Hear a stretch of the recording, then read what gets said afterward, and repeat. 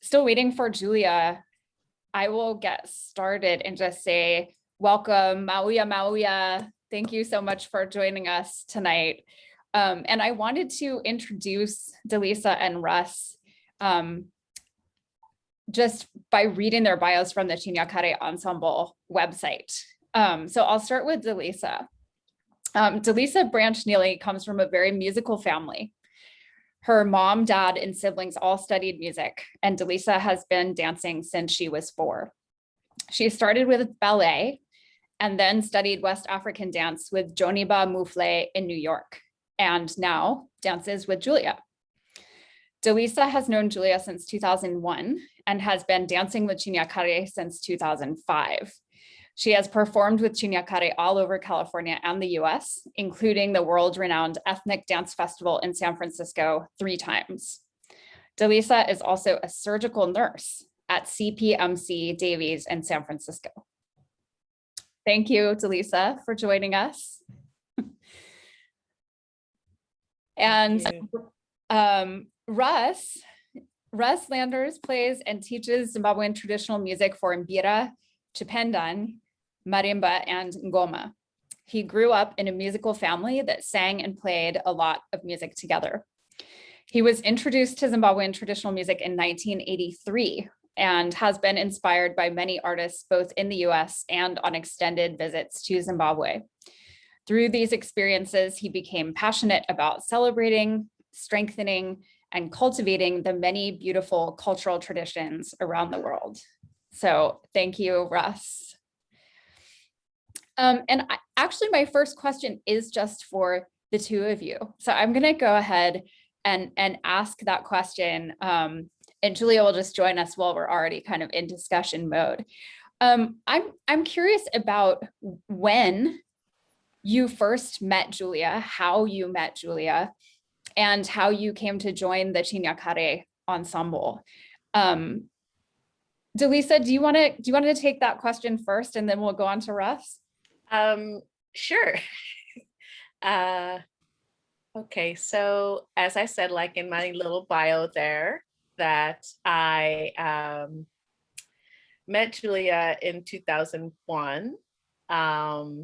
I started out, as you may have heard, I started out with Joniba Mufle in New York City, and that was West African dance. And I've done West African, Haitian, that type of dance in college, modern dance with Garth Fagan dance. He produced The Lion King and all that. So my husband and I moved out to California, and I was seeking out dance and African dance, which landed me at Malanga Center, which was at the time in 1995, it was Alice Art Center for dance. You guys may have come out to the West Coast to Oakland and may have had classes there. But I was a dancer that was starting a family. And so I found it a little difficult for me to get all the way to Oakland from where I was living in Albany. So a friend of mine said, Lisa, why don't you just start a West African dance class in Albany? And a slot just happened to pop up at the community center. So I did that, and I was searching for drummers. And I just so happened to get the name of Duncan Allard and Butch Haynes. And so these were 2 people I did not know about. And as I started my beginning West African dance class, I started with Butch Haynes. And then in the spring session, I announced I would have 2 drummers, because now I was just squeaking by. But it was a passion. Dance has always been a passion, so especially African dance. So I had Duncan, and Duncan brought his then girlfriend, Julia Chigamba. And he said, oh yeah, this is my girlfriend. Might have been a fiance at that time. I don't quite remember, but they were definitely together. And he said, she dances from Zimbabwe. I was like, oh, wow, cool. So that's when we met. Sometimes she would come with Duncan and play. And then I got a chance to see Chinyakare. And I fell in love with the music and dance when I mentioned Malanga Center, Alice Art Center. They put on a big performance every year called Collage des Africains. And Chinyakare and Julia Chigamba was in it. And I think I saw her that March, because it's usually in March. So I saw her that March and I just loved it. So I would do my classes and then I would go find them if they had performances and different things. And then there was a presentation at Grant, and Duncan said, hey, would you like to, we have a grant, my fiance has a grant for telling her story. And would you like to be, it's a community event. Would you like to come be a part of it? I was like, yeah, I'd love it. So I started to be a part of that. And I met Russ during that. That was 2000 and I think by then it was fast forward 2005, I think. Mm. And so correct me, Russ, if I got the date wrong. I think that's right. But that was 2005 and we worked together. And next thing I know, Julia was like, well, why don't you, do you want to dance with us? And I was like, sure. And dance with us meant doing collage des Africains. I was like, wait, I don't know how to balance anything yet. What do we do? So Marcia Treadwell and myself, all of us met at that little dance class in Albany. We joined in with Chinyakare. We actually danced at the 2006 collage des Africains with the Chinyakare with baskets, and it was just amazing. Nell and Anne, you might know them. They were earlier principal dancers for Julia, and they helped teach myself and Marcia. And from then on, it was just, that sealed the deal. So yeah. Just fell in love with the music and the dance and the company and everyone with it, philosophy. Wonderful. Thank you. Thanks. Russ? Yeah. How did I meet Julia? Yeah. Let's see, I guess second trip to Zimbabwe in 1991. I was, playing a lot of mbira and starting to learn chipendani, and somehow found myself over at the Chigamba house in Highfield. I think just talking with various other players who I knew, I felt like, oh, I want to go meet Mr. Chigamba and his family. And I just ended up spending lots of time with them. We just struck up a good friendship and a good musical relationship. And so started playing with them lots. We played at the CHOGM, the Commonwealth Heads of Government meeting that year in 1991. So we were spending pretty much every day together for a period of a few months for the rehearsals. And lots of time, playing mbira on a bus that rolled around Harare to pick everybody up. So, and then lots of time at rehearsals waiting for things to get started and all that. So Julia, she was, I think, out she was out in Rushinga at the time, out in the northeast part of Zimbabwe. And, but we went out for a couple of different events. There was some ceremonies that we were out there for, and I met her then, although not long. It was really, I met her better when she came to the US.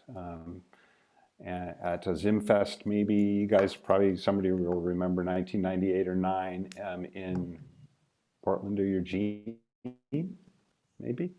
And we got talking then. I was playing with a group of friends from Oakland, and got talking with Julia, and of course, hadn't really gotten to talk with her much before. She was a young mother in 1991. And in 1998, she was still a mother, but her kids were in Zimbabwe, and she was trying to, I think, trying to find her place in the United States. I was teaching in public schools, West Oakland, mostly schools of African American and Latino kids here near my home, and was teaching Zimbabwean music, mbira, marimba, and asked Julia to come join me. I could just see that the whole thing would go better with a partner from Zimbabwe. And I could say lots more about that as a part of the subject of this discussion. But anyway, she took Sarah and I up on it and came down to live with us and ended up staying. So we started Chinyakare the next year in 2000, 2001. And yeah. Russ, I would love for you to talk more about that realization that your teaching would go better if you had a partner from Zimbabwe. Yeah. Please feel free. Yeah. Just to kind of jump in, racism is real. All of us are affected by it. We all have lots of ways that it's hard for us to think clearly in situations in life, and we've got a whole institutionalized racism and racism as part of our culture as well. So, I knew when I was going to teach African music, I was invited by, Angela Wellman, an African-American woman, to teach Zimbabwean music in schools in Oakland. And we talked about it. She's like, well, she was kind of suspicious of me and really wanted to talk with me at length about what I thought I was doing, teaching African music, being a white guy, teaching it to kids of color, especially the African-American kids. And, and I saw that in the, and I knew that going into it. I'd done, a lot of thinking about racism at that point and had a pretty clear picture of why I was there doing that. Earlier in my life, starting in 1983, like the bio said, I fell in love with the sound of mbira music. And I also, in traveling to Zimbabwe, fell in love with aspects of Zimbabwean culture and the friends that I met there. And so I couldn't see another way to live other than to be playing mbira. So in order for it to make sense to me, and for me to kind of feel like I was living with integrity, and also just to sort of seize the opportunity that it afforded being a white person playing African music, I just decided, well, what I wanted to do was give the gifts that I've received on to others, onto people of color in Oakland. That's one of my missions in life. That's what I set about to do. That's why I got myself there into schools to teach. And I knew it would be difficult. And when I met Julia, I think I'd been doing that for about a year or 2 years. And I was, just thinking, oh, if I had a partner from Zimbabwe, that would be really good for me and for her and for the kids and for the kids' parents. A lot of times the relationships were much easier with the kids. They took me at face value. But parents of color, African-American parents especially, very hurt by racism. I mean, think about it, being enslaved, many are ancestors of slaves who had their culture ripped away from them and were forced to give it up. And centuries of living with that legacy, how could their kids be taking class from a white man who's teaching them African culture? Ouch, just you can imagine the pain that would dig up. And DeLisa, you could speak to this much more than I could, I'm sure. Well, I can give my perspective on it. Mm-hmm. And yes, there's probably, it's so funny. You should, it's not funny, but it's interesting how this topic of you teaching in East and West Oakland and in those neighborhoods. It was Angela Wellman's birthday not too long ago, last weekend. And Julia and I went to her house, and it was a lovely, lovely time we had in her backyard, plenty of friends and musical people and lots of people that are close to her. And she sat us down, and it was time to tell a story around the fire. And she happened to tell that particular story of you and Julia, and how kind of the evolving, I wasn't really aware that you were teaching alone for that long of period of time. So hats off for your strength and commitment to the kids. And so she told us a story of how she somehow, Stella Chiweshe was involved in Bongo Love, had come, and they were there. And then after that, she got wind of Julia through you and doing and I might have the story a little bit, not so, we had a little wine during that time too. So hopefully I'm remembering everything clearly. But she was just saying how she was at Oakland Youth Chorus and how you guys worked there and through everything, and just how it did seem to be a little bit more of a connection for the children. And of course, why wouldn't it be? I mean, we call Mama Julia, you know, she really is. And she bonds with the children in a special way, even that, you know, she's got the gift of teaching and the gift of being that person of color that they could see as probably, you know, their aunt, but also the credibility of actually being an African person from Africa. That is oh so important. That's an important piece, and that she is your friend. Like that speaks volumes to children, and it does add credibility to the parents, because parents of color will always question the immediate knee-jerk response from the pain is, what's this white guy doing to my kid? You know, it's that could be from that place of pain.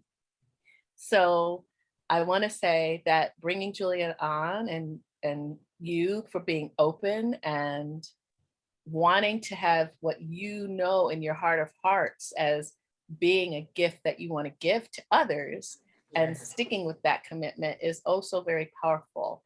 And I saw that. And when people see who you are and meet you in your space, that's when the barriers of racism and the barriers of, you know, what is he doing? What is she doing? What are we doing? You clearly can see what people are trying to do to preserve African culture and to pass it on. So I saw that very early on in Russ. And as I listened to the story, I could just sit back and smile and say, oh yeah, I can definitely see that, the two of them teaching the children. And after being so I'm so grateful to have been a part of the assemblies that we would do with the kids. Being a working mother and being blessed enough to have time that I could hone my passion, my love of music and dance from all diasporas, but mainly I always said, you know, West African dance is my heart, Zimbabwean dance is my spirit, but they flow through constantly. And Zimbabwean dance has just, you know, been my heart and soul for all of these many years. So thank you, Russ, for sharing your gift. Hopefully I can impact upon the class that being an African-American woman from New York, I mean, I wasn't clear, you know, coming up in institutionalized racism. I went to I went to a HBCU, I went to Howard University, Mecca, what we call. I went to all of that, and still, even so, it's the amount of self-education that you need to learn about African culture and African people is so great. And I still am learning. I'm still growing. And it's also very important. And one reason that I am so gravitated toward the Chinyakare ensemble is that we all have a like-mindedness of preserving African culture and bringing it forward to future generations. And we're able to do that because we look at each other and we see each other. We don't see, like Julia will probably, she'll come on and she'll say, music has no color. And that's very true. But you have to see that. You don't see that music has no color if you attach it. You attach the music to color, then that's where the disservice comes from. That's my bit. There's Julia. Thank you so much. And I do want to turn to Julia in a minute, but I want to just comment, Russ, on your story and how wonderful I think it is in that you had this opportunity to give forward the learning that you had from Zimbabwe. You had a commitment and clarity of vision and purpose around what you were doing. And you also had a kind of non-attachment to that as soon as there was an opportunity for Julia to join you, you welcomed her on board and you were not attached to being the person in charge of that project, and you understood the value of that partnership. And I love what you said about how you felt the partnership would be good for you and for Julia and for the kids and for the kids' parents, right? And so often I think it can be hard for us to envision partnerships that are genuinely just good for everyone, right? And how can we get to that point where we're engaging in partnerships that we really feel are good for all of the parties involved? So I just want to thank you for, sharing that. And I think it's a beautiful story. And unfortunately, it's a relatively rare story, right? Like we could come up with all kinds of stories that don't follow that flow. And so I think finding those stories that do have that kind of flow is just really important for us. Mama J, Mauya, Soko, Makadiko, Tripo Magadio. Iripo, Makadivana. Hayo vana varipo havo, varipo vari musi zvavo.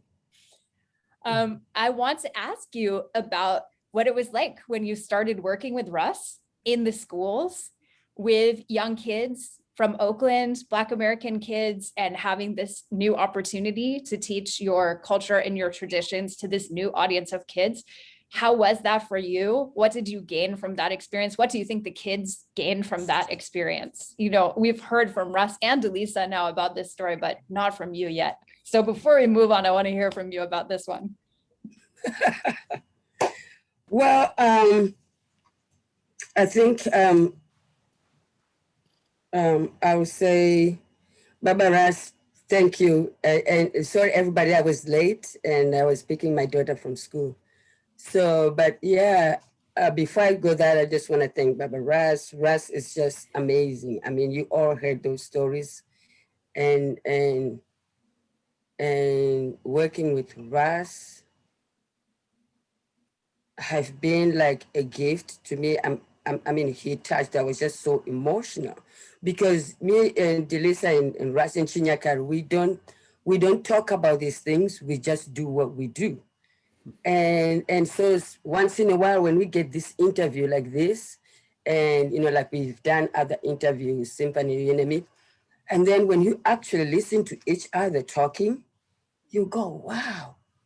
So this is what we've been doing. This is what Russ feels. This is what DeLisa feels. This is Casey. This is what I feel. So, and I get to talk more when we do shows, and a little bit of background of them I work with, but I mean it's what they like. What did I gain from what I do? Just to start with the Chinyakare, I think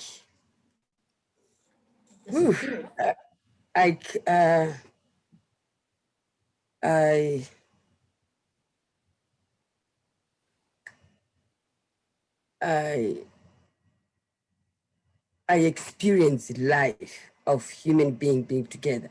I won't say gain, no. I experience life that, you know, I'm with them, I'm far, you know, I'm not in Zimbabwe, and to share your culture, and they open up the space for me to do it, which is now I can just bundle together with the kids. And I experience life. I mean, they make me strong and powerful. And because, you know, at home, we don't talk too about these things. It's just how we live. But then when you hear people talk, and for example, I can give an example like the parents will literally give me their kids to come to my house to spend the night. When I came to America, it's like, you know, it's like kids can't go this way. It's like everybody, you know, stay home. The kids, there's shootings, there's all this, there's all this, there's all this. So, but when the parents gave me their kids and to form a Chinyakare young group, and then they will spend the night to my house. I mean, just that, I remember way back then, and Duncan will say, you know, there is something that you do that these parents trust you. This doesn't happen to America. To give their kids to a Black woman with a white man. So that already, for me, you know, showed me that the work I do, because I just do from my heart. I mean, this is what I don't have to think about this, and more things come as I'm doing, as well. So I don't have it just comes. It just comes. It's just what I grew up seeing and watching, but yeah, what I came to work with Russ, I remember as Russ said that he needed, like, you know, when he started working to me, it makes him stronger and me stronger to have a Black person to be there, me as a Zimbabwean. He is right, because when we were working, the kids were their way. I didn't know I can teach the kids here because they were just all over. You know, I was like, wow, I don't think I can do this. I can do this. These kids, they don't listen, they don't respect, and you know, they just do. But then I was more quiet because of my English. And of course, imagine if then I think in Shona, it's like, I'm gonna spank you, what you doing? You know how we do with the kids at home, right? So I have to really watch and absorb Russ teaching and Duncan teaching, and just like, I said, I don't think I can do this. I don't think there is no, I can be in America and teach a class of kids by myself. Because the culture kids, it's just different than at home. But then when I speak, when I see, okay, this is too much. When they hear my voice, when I speak, they bundle their tail. And I remember Russ or Duncan would say, because, you know, just like they speak English, let them do. And sometimes I'm feeling it's getting too much. And then they say, okay, Julia, I think they need to hear your voice. So then when I say, what are you doing? What? You know, it literally changes. It changes. So I agree with Baba Russ that, and that's huge. Like Jennifer, you said, it's not a lot of people think, Baba Russ, to say it like you said.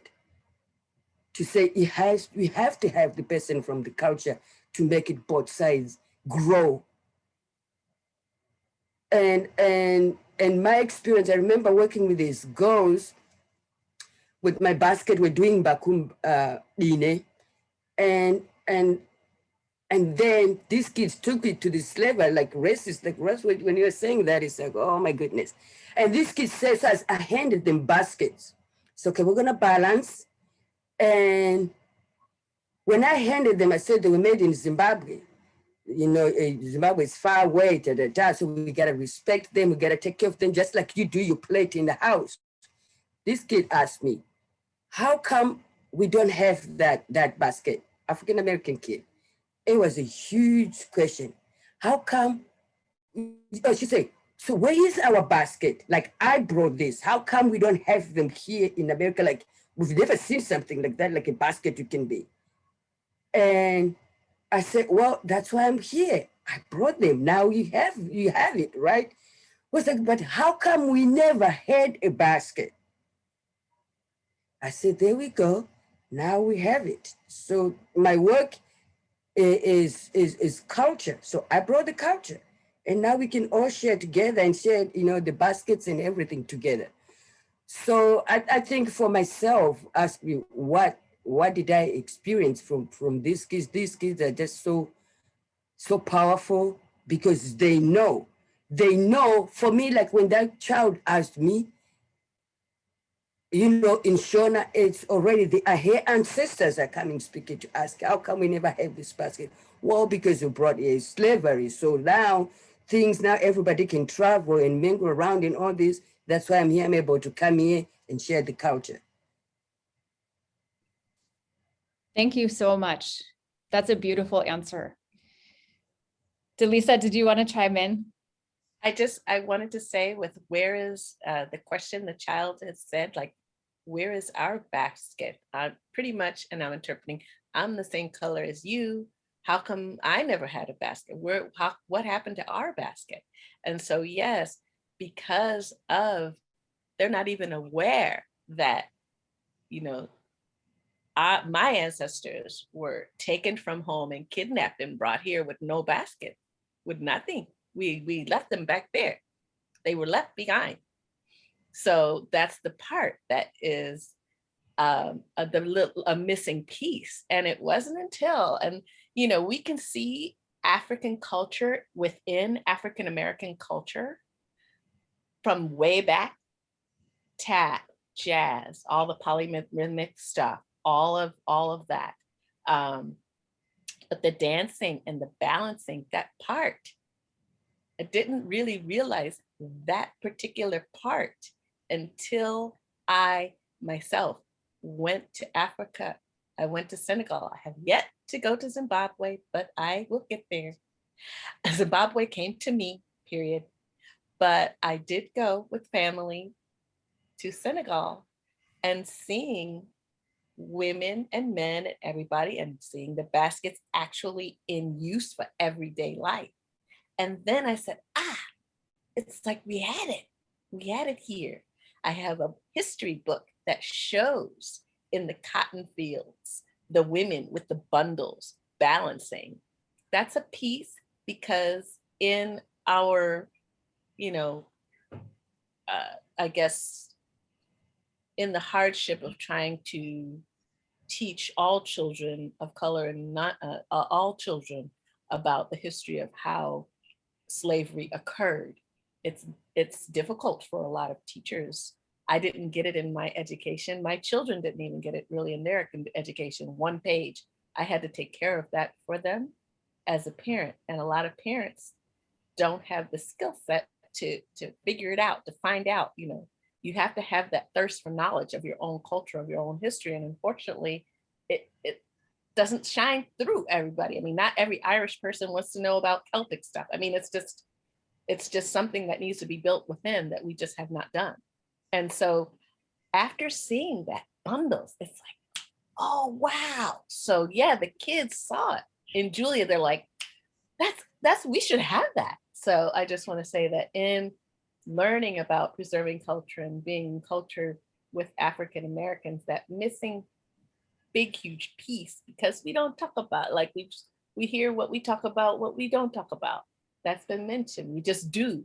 So, the kids got it. They immediately got it. And it's up to us to be able to bring that to them. So Julia does that when she just does what she does. Can I say one more thing about Mama Sarah?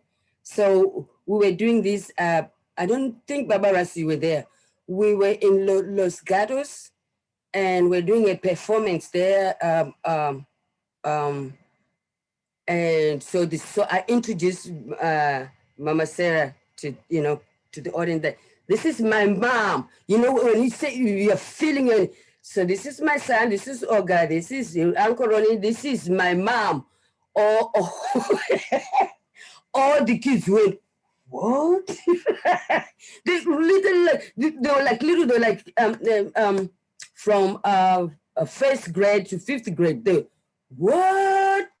And then so for me, I didn't expect to hear what, but then I say, oh, I'm black, she's white. So that's why they are mingling around. But for me, when I said it, I wasn't thinking, it's like how Baba Russ and Sarah took me to their house.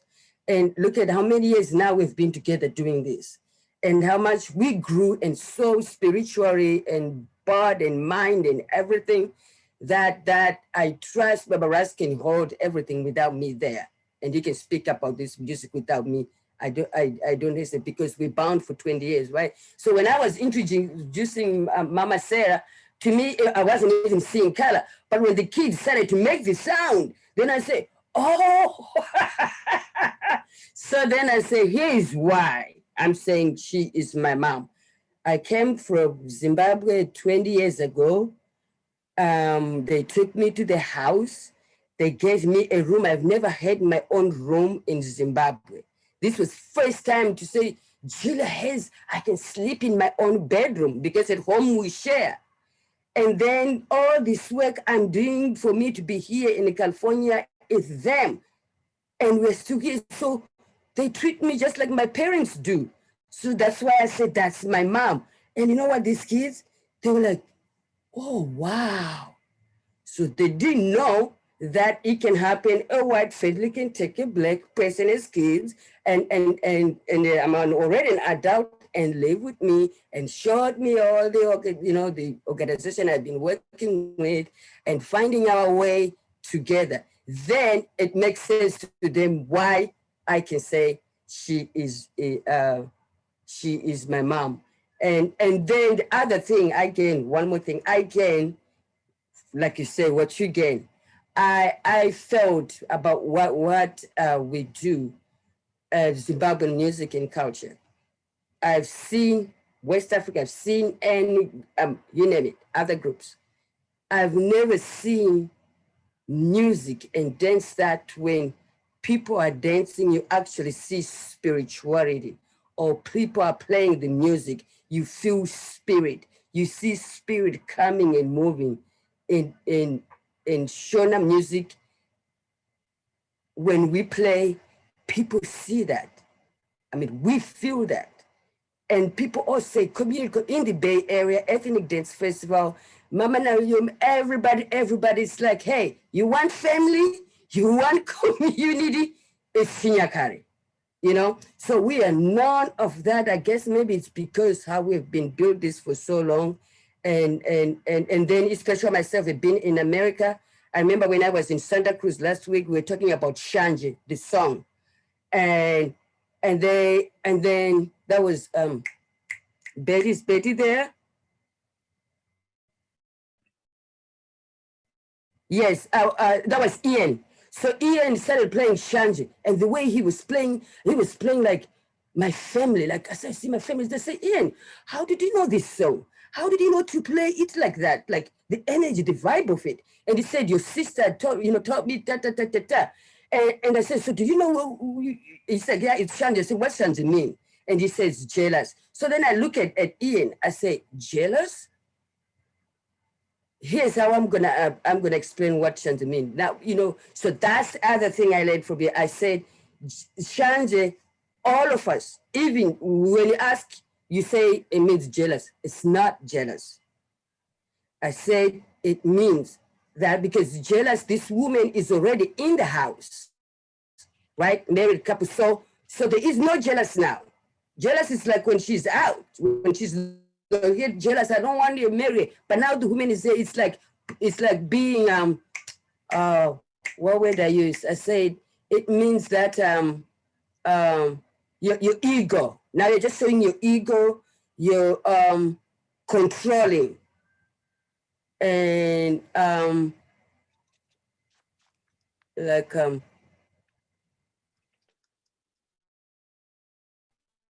yeah, being yourself, being selfish, like ego, all this patty. But that's the other thing I can say by being in America and doing this music, I learned because in English, when we put English into Shona, into these words, it doesn't mean that it doesn't work when you go deeper, because this is deeper.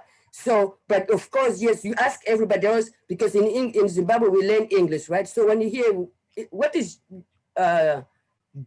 jealous, somebody who doesn't like anybody. Well, in this story, it's not that anymore. Whether you like it or not, the person is here. So now when you do that, you just party and eat, going whatever and whatever and other stuff. But so that's the other thing I learned to be able to explain this music and compelling to English words. Since I've been living here, I've heard so much, and I'm able now to speak into the deeper way than just the words we talk normal every day. That's it. Thank you, my Oga. And I just want to reflect on this story of introducing Sarah as your mom, right? Which makes complete sense from a Zimbabwean perspective. Like, I call Irene mom when I'm in Zimbabwe, and I think of her as my mom. Like, I've had mom-like experiences with her where I've been like really deathly ill, and she's like carried me physically like into the clinic. Like, she feels like my mom, you know? Right, But so this story of calling Sarah your mom and having the kids kind of freak out, like, it brings me back to Russ's opening comment about how racism can make it hard for us to think clearly, right? Because I'm sure that the kids who were like so confused are the very same kids who are calling people auntie and brother and, you know, uncle, who are not their genuine auntie or uncle or brother, right? But as soon as you cross the race line, they can't comprehend like what's happening anymore, you know? And we have this long history in this country of interracial families being illegal, prohibited. You know, all attempts have been made to prevent people from having interracial families. I think because once you do that, you know, you can't maintain those boundaries anymore between racial categories and hierarchies of people, right? It starts to fall away. And this division, you know, I kind of want to turn to a question that I think DeLisa actually started answering already, which is, you know, what makes Chinyakare really tick so well and function so well as a group? If we look at Chinyakare, we see a really diverse performing ensemble with people of different nationalities, people of different identities, people of different backgrounds. Black Americans, Black Africans, white Americans. You know, for many of us, this kind of really integrated group is not yet a reality. In fact, it's still far off as a reality. And I wonder if you guys can offer any insights on how Chinyakare has been able to attract such diverse members into the ensemble, and then also to actually facilitate good relationships between group members over time. DeLisa, DeLisa kind of said, well, we have like-mindedness, you know, we know how to look at each other, we know how to see each other. And DeLisa, I just wonder if you could maybe elaborate on that a little bit or add whatever you want to add. Yeah, sure. I've been thinking about this for a little while. And I really think that, because I've been with Chinyakare now, I think 16 years, 16? Has it been 16 years? It's been a while. Yeah, how old is Ella? 17? So probably, or you guys, how old? You guys 18? 17? Yeah, okay. So 18, it's I guess I've been involved with Julia since, you know, 2001. So yeah, 18. So what I like to say speaks more to Julia, as I am a dancer. I've been exposed to a lot of dance directors and dance groups, many, you know, African, Afro-Haitian, Congolese, ballet, modern, you know, lots of dance artistic directors. And you know, I was from a musical family, so I've experienced a lot of different musical directors and the sense of what attracted me, and I think what attracts a lot of other members, but what really, I like using the word resonated, what really resonated with me was that Julia sees you and is really a non-judgmental entity. And she looks at you and she sees your strengths, she sees your weaknesses.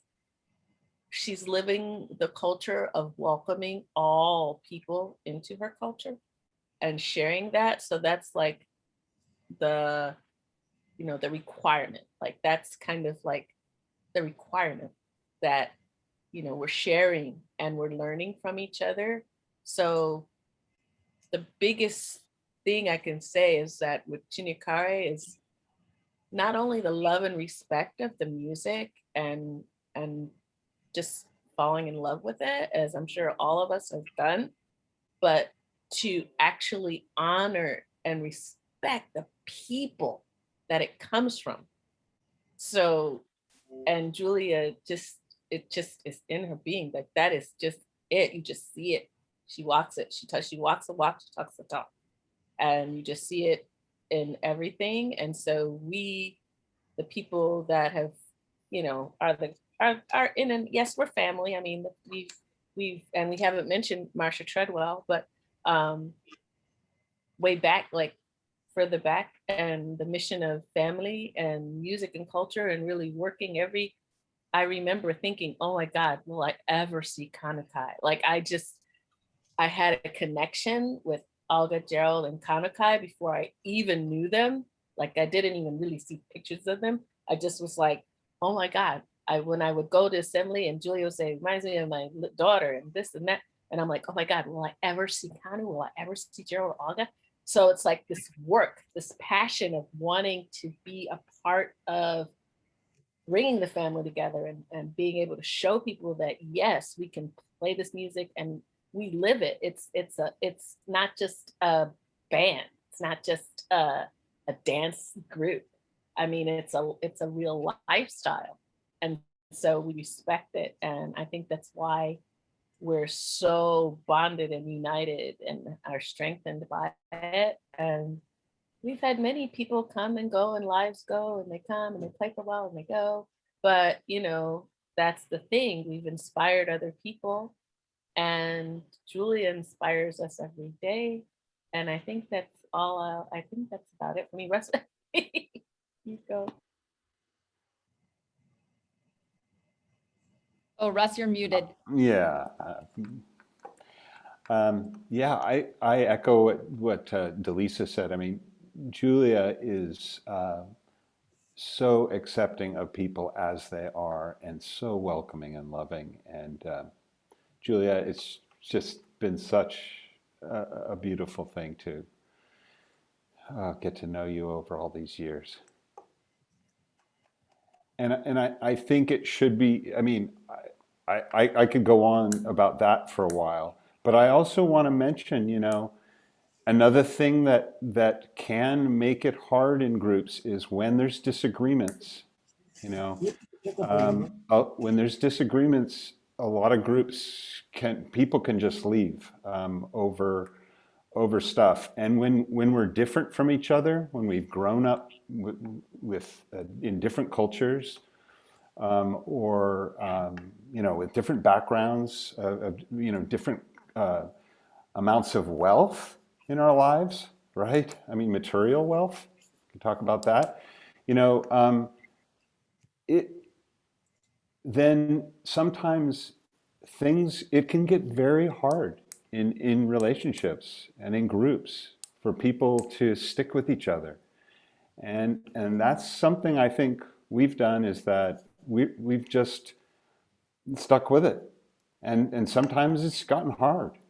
And we didn't want to talk to each other. And then it's always like, I mean, to me, it's like I have a good example in my family. You just, the people you love, you have to come back to them. So you have to find a way, and you have to swallow your pride, and you have to apologize for the mistakes you've made. You have to tell people that, you know, how you feel about what happened so that they can know you better. And then for your part, you have to find a way to correct your mistakes. So, you know, I think we've all done that in Chinyakare. And so that's an important ingredient, I think, that has made us live this long together. Hopefully go longer. Yeah. My Olga, do you want to add? Yeah. Well, I think how I have to say this. I remember Mama Sarah saying this. You know, we when the pandemic hit so hard, and then we were missing each other so much, and then we started like practicing online, and then I was just so bored working with Chinyakare, like practicing online, because I was just like, this is not doing me, because they know already, right? So I feel like I'm starting from down, like because we are far, and I'm like, this is like baby stuff, you know, when you know that they're advanced, we are up there. So I said, you know what, Baba Rice, I think let's do this. Let's invite people to join the class. And that way, because you guys are just too good, too advanced. I just feel like this is draining me. It's not working. It's like yeah. So then Baba Ras said, okay. So I said, Baba Ras, so maybe we can let me, because I thought how crazy it was, and I was like, wow, I want to do something that challenges me. What is that I can do in my life that now I have all this time that I can do? So I said playing beta.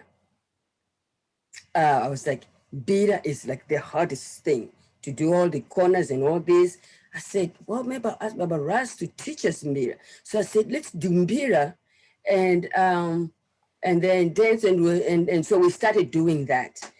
And as we started doing that, and it was challenging, but because of the time of the pandemic, and Baba Ras was just so good online, like showing everything. So that saved me from the COVID, being at home, practicing all the time. So when we meet, we show Baba Ras. So now I have some challenge to do, and I want to prove that I'm doing good.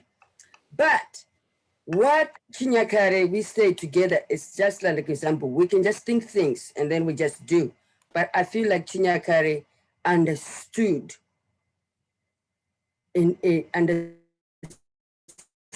that dance music is an eye for living, is an eye for humanity, is an eye that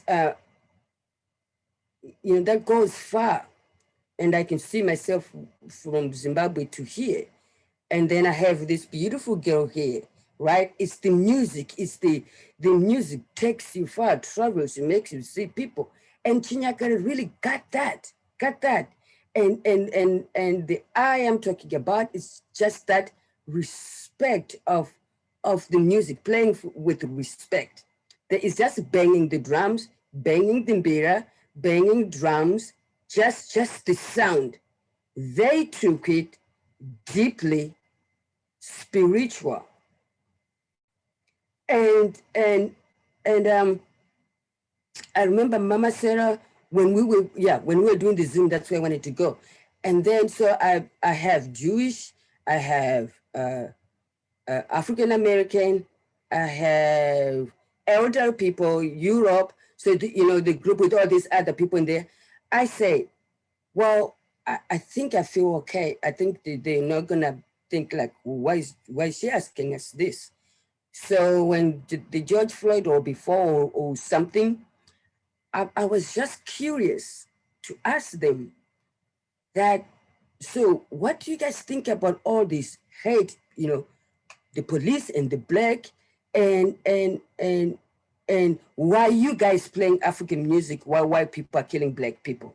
Why you guys, you go to Zimbabwe or other African country and not being afraid that when we get there, the black people are gonna kill us because white people here kill black people. Why you don't have that fear that you can go and live with us and so much joy in all these things. But here, black people, we you know, it's like slavery. It's still there.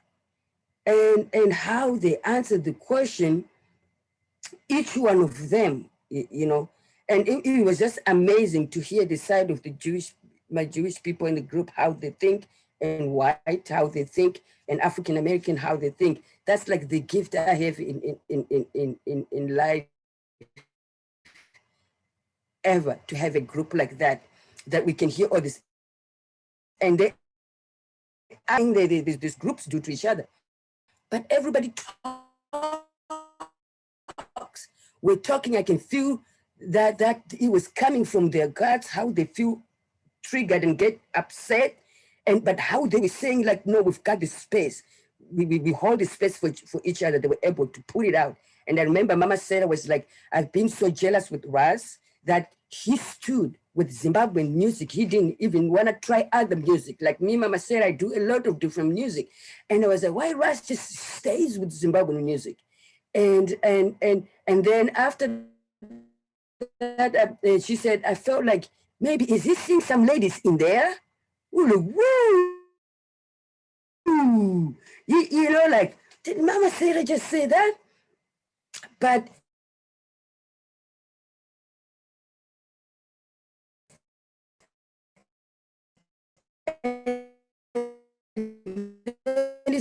like, is there Russ seeing someone in there?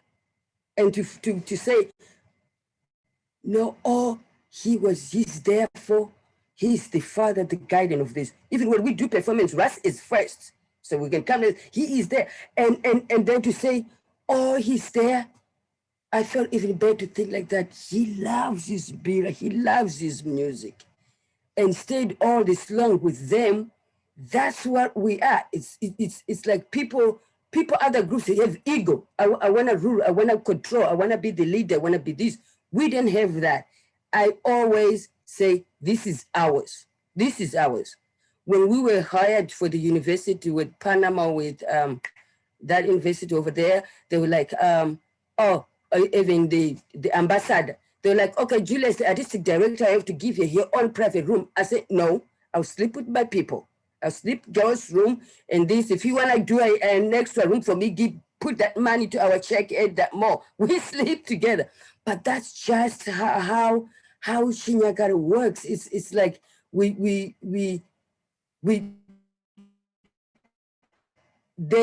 mean, for me, they right. This is music from my people. But I don't know how to explain that. They I don't know. It's just that people getting together and see each other and respecting each other and our family. Like Russ said, like we met together and just grow. I guess that's it. And you know, sometimes we can have things and we have like, oh, this, and we all talk and keep going. It's until to today. So this, Julia's comments kind of, well, there's two directions I'm kind of torn between right now.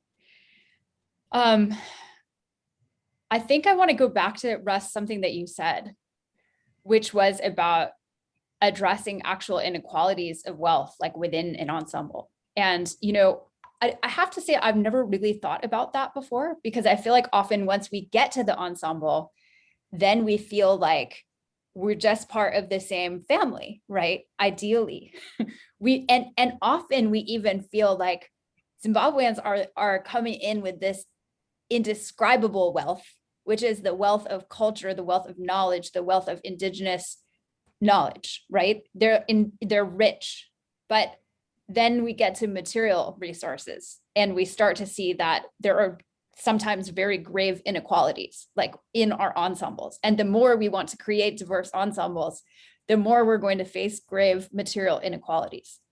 And I am curious to hear your thoughts on this. How might we start to acknowledge those material equalities in musical contexts? How might we start to address them, what is the importance of doing that?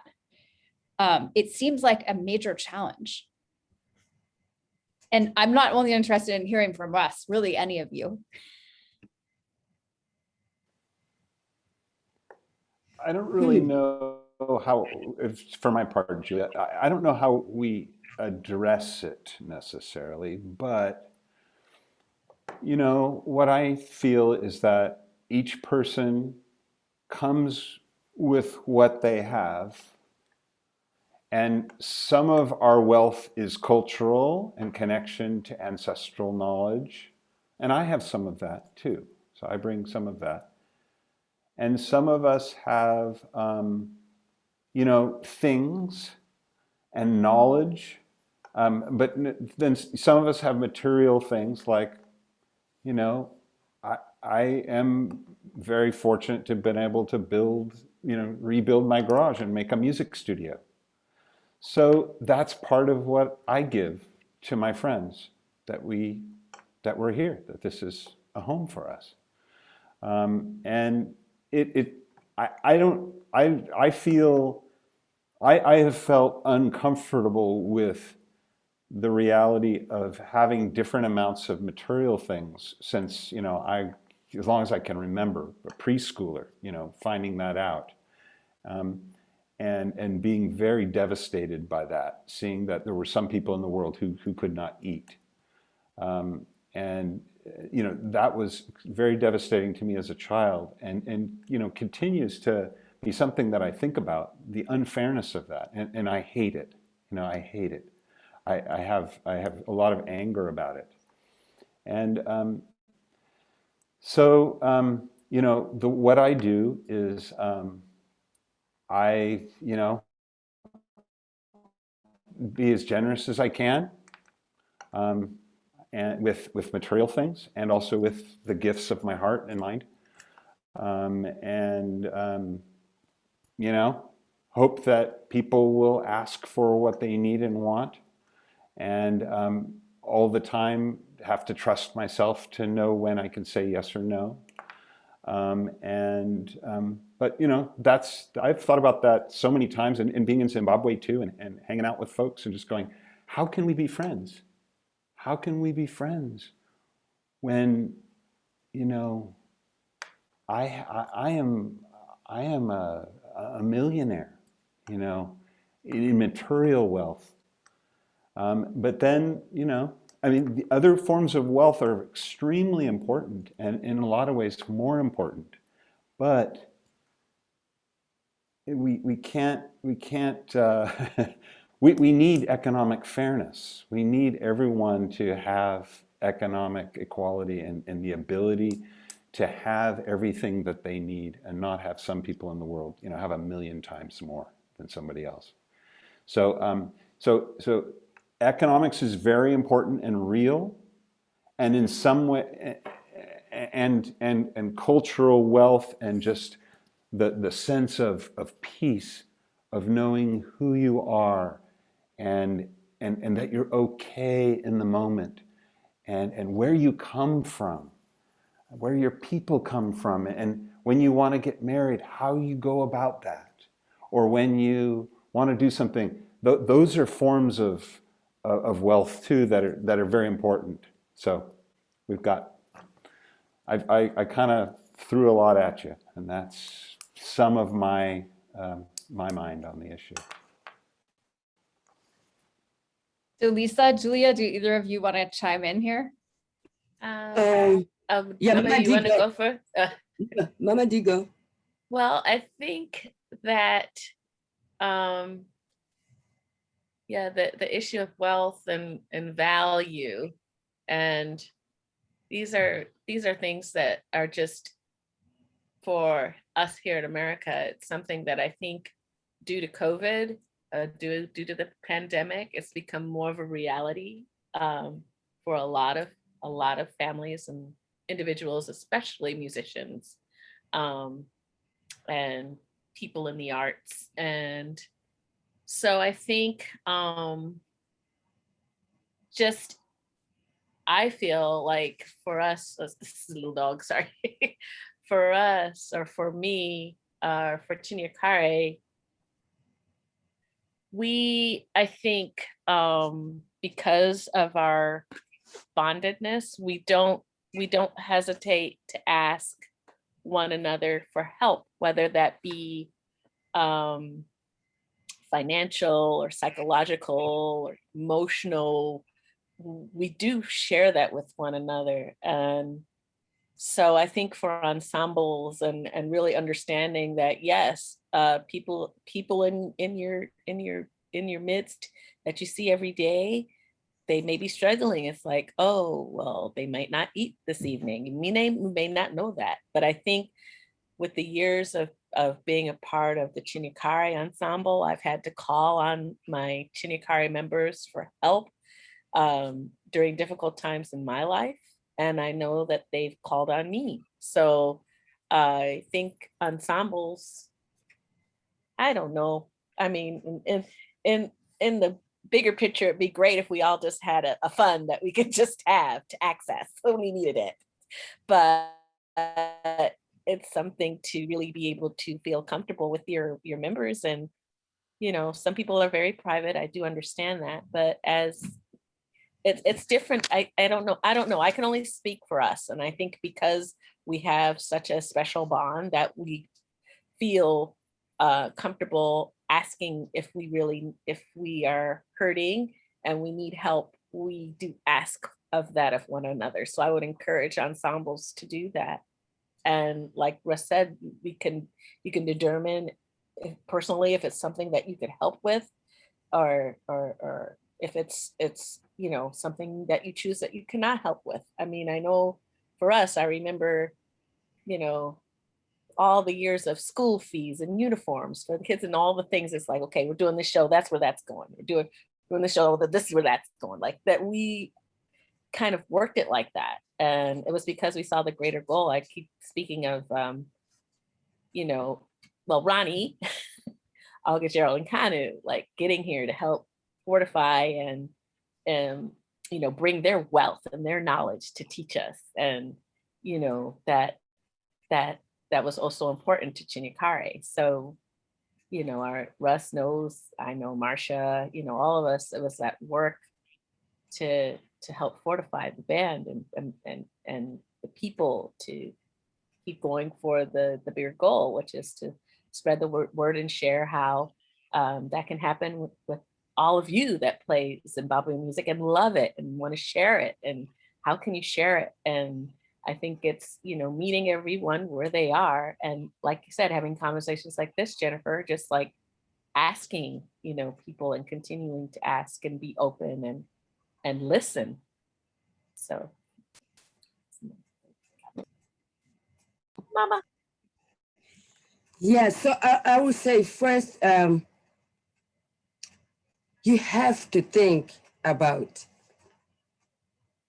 why you love this music so much, why you like to play this music or dance. If you don't ask yourself those questions, then you don't have a foundation. You know, because you're just there to just bang, like I said, bang and just play. And having a person from that country like Baba Russ said, because here's what I'm going to say more to that. It's like what I experienced. Seriously, I was like, I'm going and pack my bags and go back home. I went to this therapy, and what I had there was unbelievable. I mean, and I've seen it. In my 20s, I've been here. I've felt it. I felt like, you know, people are sick here.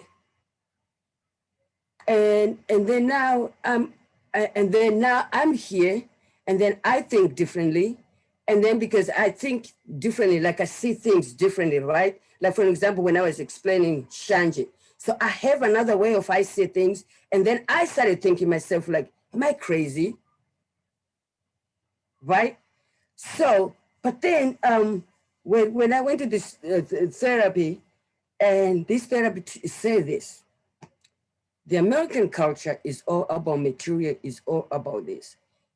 And but now the whole entire therapy, like it was a 6-week thing because Ella had been struggling, with anxiety with all this pandemic going on. So that's why I was doing these classes to just help to figuring out how we can help her. But the whole 6 weeks, I was the only one who's asking. So he was talking about how we live, these African people. That's the therapy.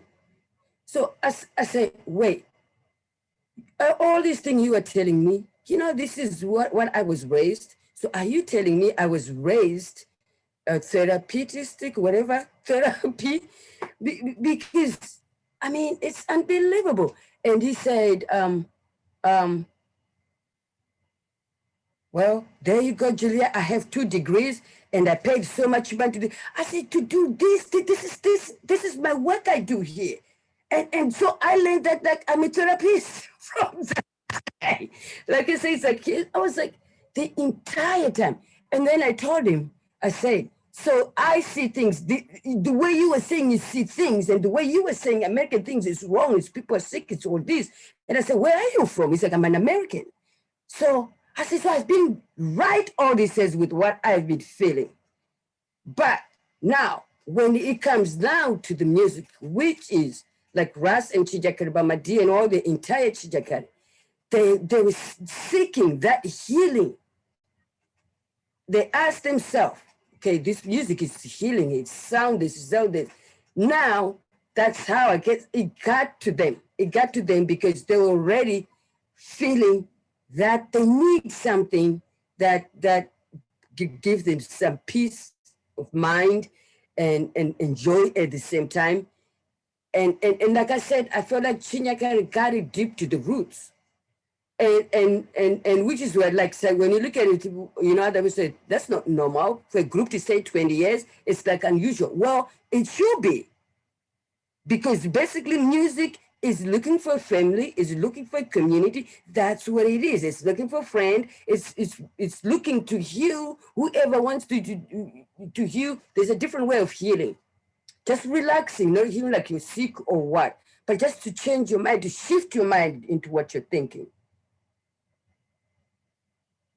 So for the groups out there, then it's even more important to have the people from there. Because like I said, I do therapy. I'm therapist. So if you are with those people like Masha and DeLisa and Baba Russ Chinyakare, we've been together. That's why we all feed. I learned so much. They're learning so much. That's why we are tight and strong. Because I think differently. I speak differently. And those things that we work together in the songs, in dancing, sometimes I speak in Shona, sometimes I just see me happy, like my spirit is moving. Those are the things ends up to people bound together to feel that, and with the person from that culture, and you have to have that. If you can have it, maybe you don't have to have it to live it in the area, but constantly bring the people from that culture music you're playing to come and, do some workshop or talk. Like I say, we already know in our culture that spiritual, it's not talking about getting possessed and all this, just talking can heal. Just your presence can heal. That reminds me of something your dad often says, especially about the song Nimu Timu, which is, if you're really, really struggling, you don't need even to pray. You just take your mbira and play that song and play for like 20 minutes. And that's the prayer, right? So this idea that healing can even be had through just even playing mbira, right? Like absolutely, there are all of these other modes of healing that I think are very important and that absolutely you are doing. This reminds me of Tariro, the nonprofit that I founded in Zimbabwe, and we have this music and dance group. And there's this push to kind of like have therapeutic interventions, like have them do activities or have therapists come in. And I always say, like, this is the therapy. The music and dance group is the therapy because, every Saturday they're coming together with their peers in an environment that is just healing. It just is healing, getting into that flow, reconnecting with your culture, having a time when you're not thinking about being an orphan or being poor or being disadvantaged or being a girl or whatever it is that worries you, right? Like just the act of being in that supportive environment of music and dance that has these deep roots, Julia, I think you're absolutely right. That really resonates with my experience with all of this stuff, very much. And I'll say, Ella's not the only one struggling in the pandemic. Ramadan was struggling, my son. And that's why he's in Guinea this summer with his dad. For the first time, he went to Guinea for 10 weeks, because I do believe that exactly what you said, how African people live, that's the therapy. I was like, kid, you need the therapy, man. You're going to have to go to Guinea because you need the therapy. It's true, because, Gerard went through and I sent him home 2 times. He's back, he's going to work now. And then Ella started, but then with Doug, it's like, I think we need to send him home, they need this therapy.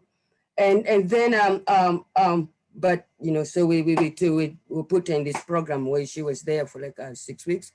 But yeah, it is therapeutic. And it was like unbelievable. So there were like 2 questions I said to the, so I said, have you taken a class to raise a child?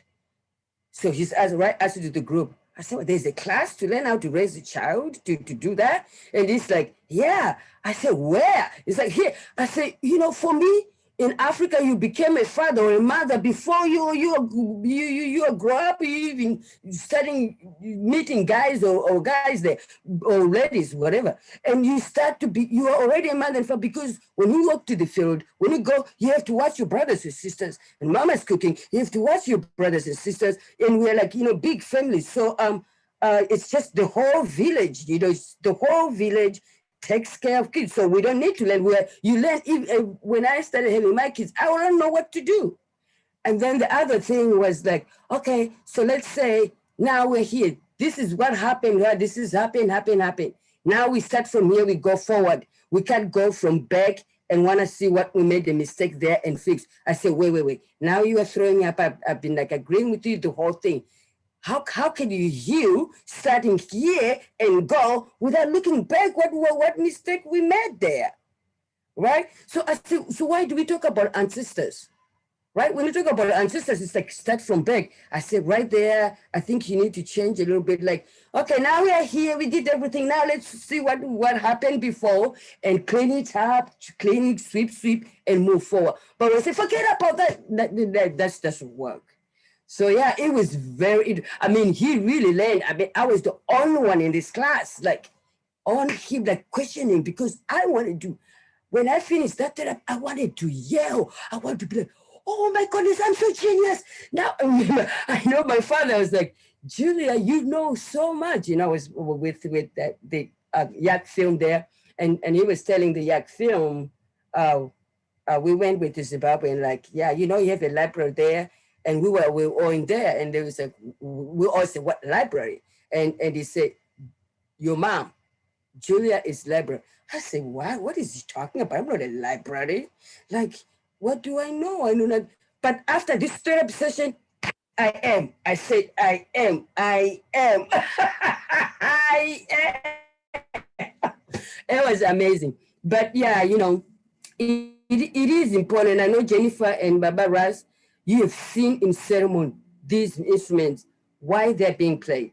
So that means those songs you are learning, they've been healing people. They've been played for funeral, for people who are sick, people who are struggling, you name it. So it's not just you are learning a song. You are learning what that song has done to other people's life. Help them. In their struggle they're going through, all these thousands of years, this beta, whenever it started, it wasn't just for fun. It's fun for healing, fun to grow, fun to bring people together. So whatever song you play there, know that you are carrying somebody's life. Those songs have lives of humanity. So, Thank you. the best. You're welcome. DeLisa, did you want to add to that?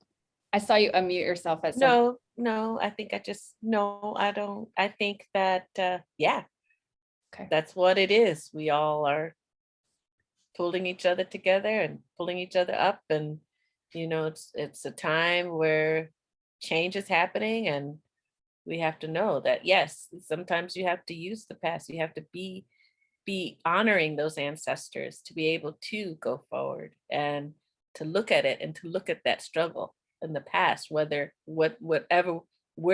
you're from, bring the goodness of your ancestors to the front.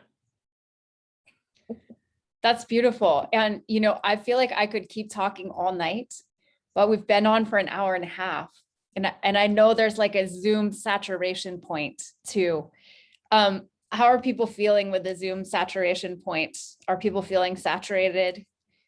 Do people want one more question, or should we call it a night on that beautiful note by DeLisa? You can type in the chat, saturated, little bit of saturation. So let's call it a night. Oh, not saturated. Oh, we're getting competing. I'll let a few more people type in the chat, and then we'll see what the general consensus is and move on from there. And while we're doing that, actually, I've kind of typed up a list of takeaway questions from here. I feel like there's the value of this is, producing more questions, not so much the answers, but the questions, and I'll send these out over email too, but I just want to type them in the chat so people can kind of see what I feel is kind of coming up.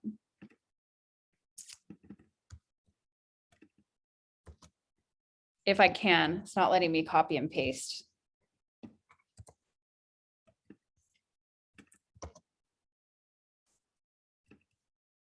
Okay, never mind. It's not going to let me do that. Oh, maybe. No, it doesn't like my copy and pasting.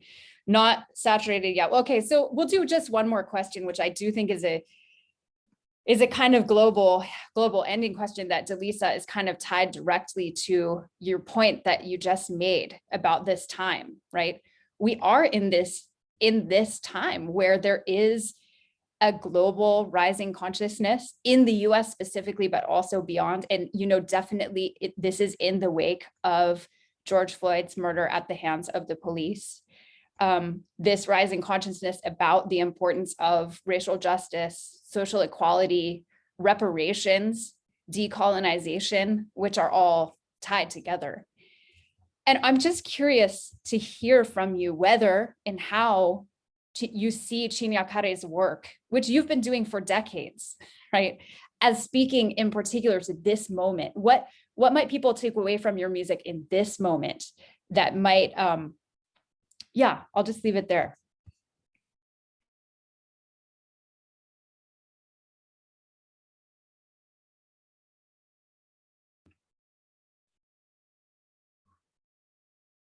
Any thoughts? Is this from anyone in the class? I'd love to hear. I was thinking from the three of you. Oh, what about if we think about Chinyakare's work, right, which extends over decades. Oh yeah. But now we have this moment where audiences are hopefully listening with new ears. What might they hear that maybe they might not have heard before? Right. Jennifer, that's a deep question. Wow.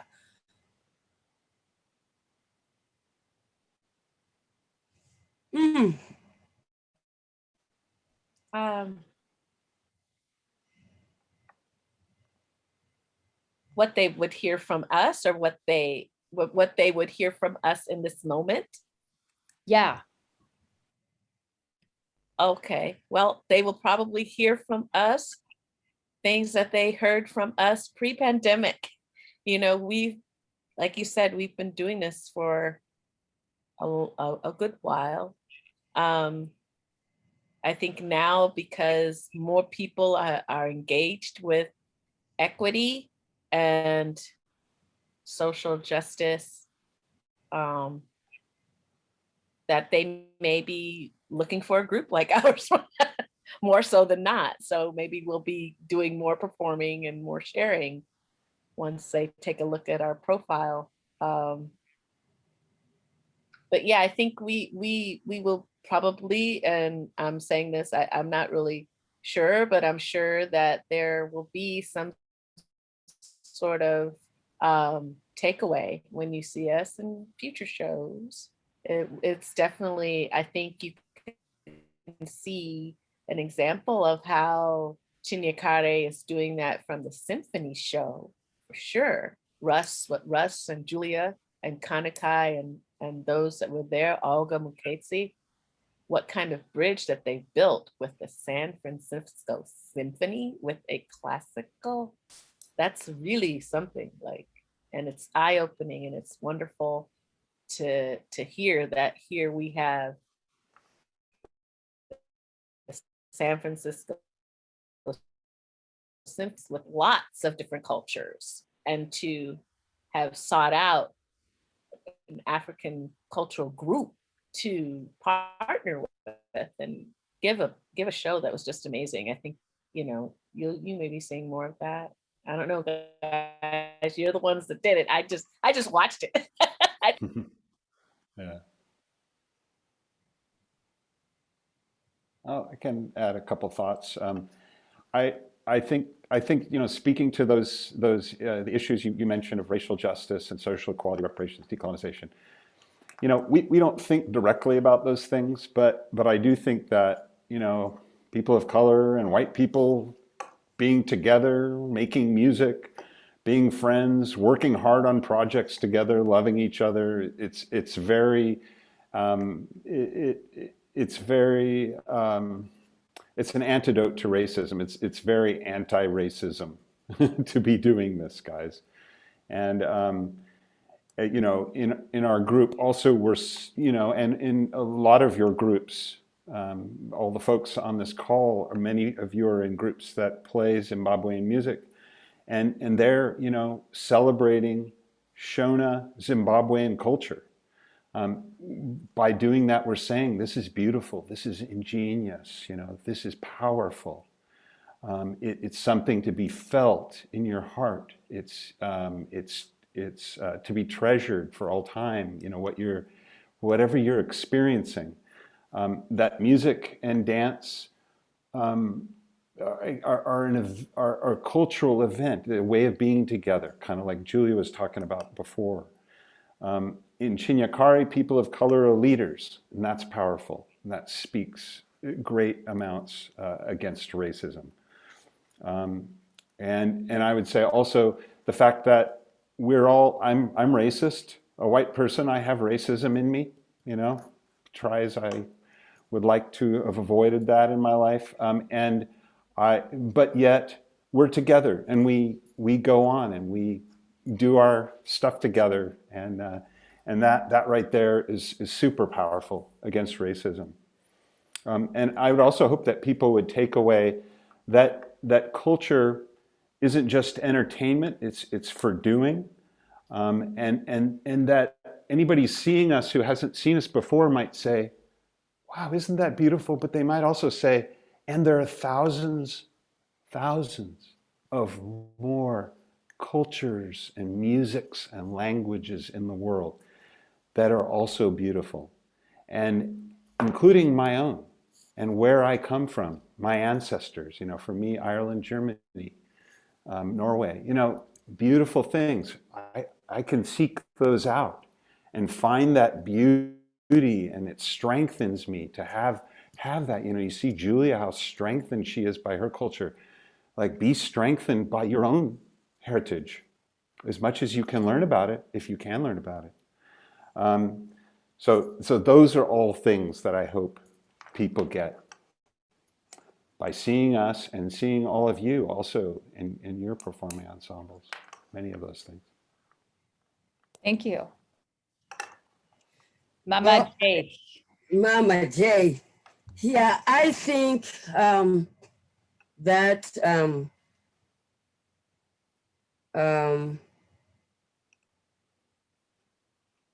well, I mean, for me, with Chinyakare, we have been already, kind of living that way of like Chinyakare has white people, Chinyakare has white people, it should be black. So like, for example, like with Ethnic Dance Festival, right? If it's African group, they want to take people who are African only, but we were able to be in there with Chinyakare.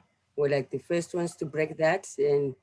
And then what's the other one? Thank you, Julia, for that. Right. So we break that record. And then there's another annual happening here put by Diamano Kura Dance Company. And then, so this is way back when Baba Russ invited me. And then, so we performed there. I was by myself then, not heavy dancers yet. So we were starting to just group ourselves. So me and Baba Russ, we performed at Diamano Kura. And then the next year, then they said, well, we want you to have Black people play music for you. And then I said, I don't have Black people play music. And who knows this made music here. So, and they said, well, maybe you should play a CD. I said, no, why would I do that? If I have the people who are there, that they played the way that moves me, that you all hate me and like and hire me again. And so Mama Naomi has to be on my side and say, okay, yes, bring, they can, Russ and everybody else, they can come. So I break that. Now we got there. Who do they ask for first? Russ. Because I'm coming from other schools and doing other things. And Mama Jessa, and he's always there and they love him. They love Baba Russ. They love him. So we break that and make that connection. And then I work for Irvin Ailey. And Irvin Ailey was, because then who was there was Mama Naomi was teaching at UC Berkeley, Irvin Ailey for 30 years or something. So she resigned and I get that position. And then of course, Mama Naomi, she has all her family and everybody there.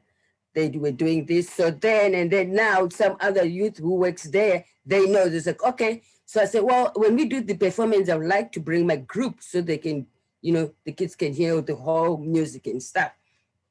And then the other were like, oh yeah. Mama Julia, she's white people. Mama Julia, they can't tell me. They can't say that to me. They just so I can hear it says, and I was like, I'm gonna ask them. So because I started hearing when I was giving the talk, and then they said, oh yeah, final performance. Hey, they come. So I've been already like living, and then people then when they say that we come, and they love us to death. Like they just love Russ. And now Russ was featured on Ethnic Dance Festival playing beater, himself. That was awesome. Remember that? I remember 3 years. 3 years. Yeah. Yeah. I say, look at that now. So, and then now Ashkenaz is opening now. Now they just doing, when they start to do the performance, they want us to open. Yeah, for the Ashkenaz, for that, they're like, oh, we want the beta, we want the culture, the healing thing. So, then, with the George Floyd, I feel that what happened to George Floyd really, really, opens up people's mind in their own, in different ways of thinking of prayer and try to connect with something that when people are never doing yoga, just to think about prayer, because that was like a shocking, and people I really noticed people starting to think about, wants to know their ancestors, their roots and everything. So it's like it weakens so much of people like me and Baba Russ and Chinyakare. Remember I told you we were doing Zoom and I end up asking them this. So it opens up the conversation that these things were happening already, but it was hard to see. But the way it happens, it's like no way, all right? And for him, You know, for me, what changes me and makes me so proud of my culture is when his words, listening to his words saying, mom, mom, you know, in Shona culture, mom, in many of the songs, mama is there. It's all singing praise. The women, I mean, like praising, but talking about women, mama is the goddess. Mama is you know, it's the mama who chooses you to be, you know, to give you best to be in the world. So for me, I knew I was like, if whatever is going to happen there, this is it. Somebody has to be locked in. Somebody has to be something, because the calling of the mama spirit, like in our Shona culture, as you know, as our practices and everything is, it's all mom, mom, mom, mom, dad, yes, dad, but mom. It was just so powerful that for me, it opens me myself when I sing about those songs, when there is mom in there, when there is in women there, it really changes me how I relate to that, because at home, it's rare to see a man crying and call for mom. And at that time, for me, I feel it was that spiritual, it was the ancestors were like, enough is enough. So now I relate, you know, it made me so like, you know, people were shocked, like, oh, calling mom was like, wow. People actually realize like, that means he is in pain. So to know that that word of calling mom, that shows that the people, the connection of like feeling the pain is going, because usually many, they don't cry, they don't call for mom, but it was that simple. So to me, it took me to my core of my culture. Like this is the practice we do, but people are starting to learn about it now. But which is what, when we do this music, I think, you know, when we start being performance out, and like I said, Chinyakare, we just do what we do. We just carry ourselves as me, as Russ, as Rob, and then we just connect with the music and do it, and people will judge and ask what they want, or you know, what they see themselves. But because I feel like sometimes if you we plant that in our mind, that now when we play music, what is people gonna think? What's gonna be? I've been living like that already, but we just walking into our thing, and we've been going through the windows where it wasn't supposed to be, but we did. So the planning, we guide it to the music and dance, and that's it. That's what it's gonna just do what it does. Yeah, Russ, I'm really glad you were not replaced by the CD. That's good news. We still have you. We don't have a CD instead of Russ Landers. That's a very funny story. But it also strikes me that, right, you guys are so mutually strengthening, right? In that Julia is saying, I'm not going on stage without my musicians, you know. You need to abandon your ideas about what constitutes cultural appropriation or whose bodies can represent music or culture. Like, I'm not doing that. It's not part of my culture. It's not my perspective. And I'm taking my musicians on stage. But the very white people you're taking on stage are the same white people who are saying, we need to have people of color as leaders. There's something irreplaceable about that. And we want what we do to be more than just music. We want it to be family, and we want it to be an antidote to racism, right? So it's on both sides. Like, we can really clearly see how I think you strengthen each other and why this works so well. So thank you so much for coming and sharing your perspectives. 3 perspectives are so much nicer than 1. I just love this. Thank you, Jennifer. You're amazing. We love the work you're doing. True, Yeah, you really are. true soldier, true warrior woman. Well, it is a privilege. It really is. It's quite a privilege to have you with us. So thank you for making the time. Thanks so much. Very welcome. Thank you so much. I think I was the everybody. only standing ovation. I went to the Diamond Okora show. I think I was the only standing ovation for that for that one that year. And then now the whole house stands. The whole house stands.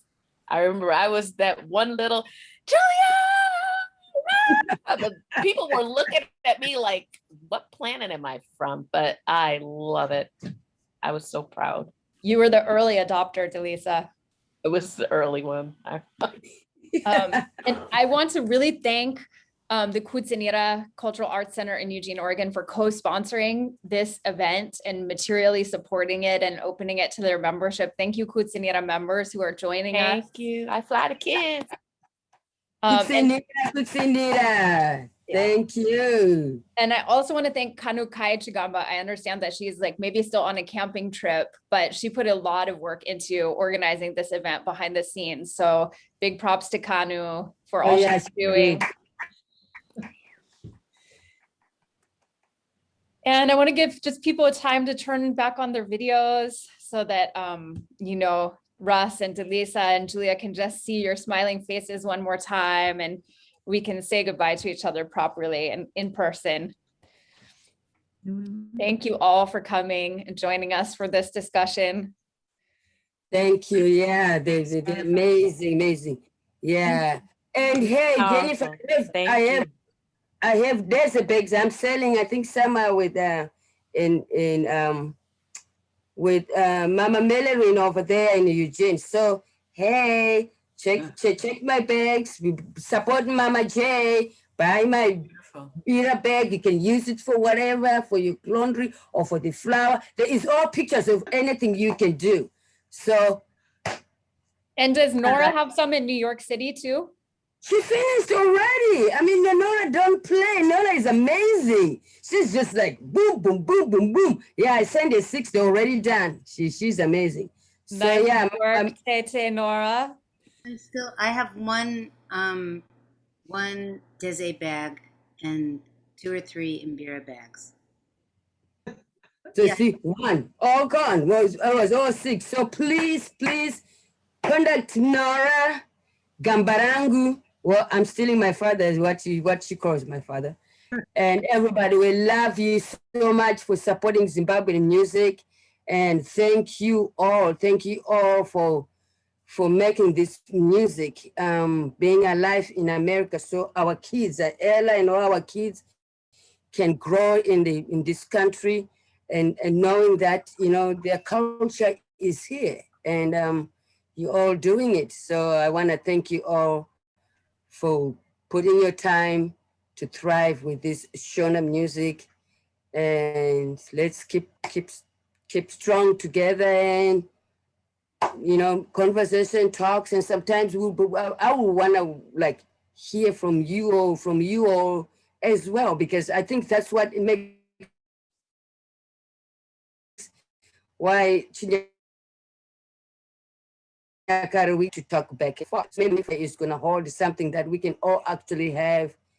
You all ask us questions, I ask questions, because I want to know you. Just like I did with Chinyakare, the pandemic. I asked them questions and I learned. We've never talked about it. So it'll be nice to get to know you, not just for playing music, but just to know you. Hey, Tabasa, so cool. Tinotenda. Yes. Tanda.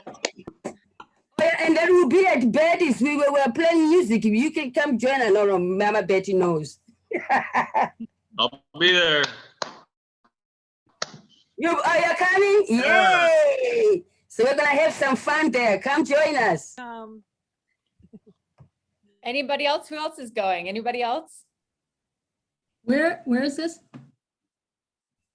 Santa Cruz. Santa Cruz. Yeah. Oh. Yeah. August 14th. 14th, yeah. So fly in or drive in. You can be there weekend and just have fun. We're gonna be me and Kelly and Salani. Mhm. Can't wait. It's gonna be awesome. Yeah, come play some beers. Come play some beers there. And just have fun, hang out, just to heal that Baker's space and Rob, with all this fire happening there. Be nice to just think like just to play the music, to celebrate that and honor that and just being together. All right, you guys. I wish I was going to be there in Santa Cruz, but hopefully we'll all be back together again soon. Hopefully ZimFest next year at the very latest. And just thank you again, Julia, Russ, DeLisa. This was so wonderful. Wonderful. Yeah, thank you. All right. Bye, everyone. Bye. Thank you, Bye. everybody. Bye. Till